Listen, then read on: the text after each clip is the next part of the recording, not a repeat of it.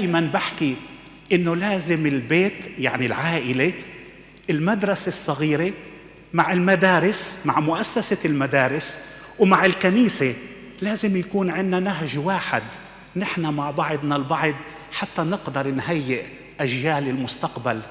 ونحن الكبار نتعلم من أولادنا، ويكون في تفاعل بين الأجيال كلها، جيل يعلم الآخر ولكن يتعلم من الآخر. كتير مرات مهم إنه نحن نصغي لنبض قلوب أولادنا، شو بيحكوا لنا؟ لأنه كتير مرات أولادنا بيعلمونا، أولادنا بيربونا نحن الكبار.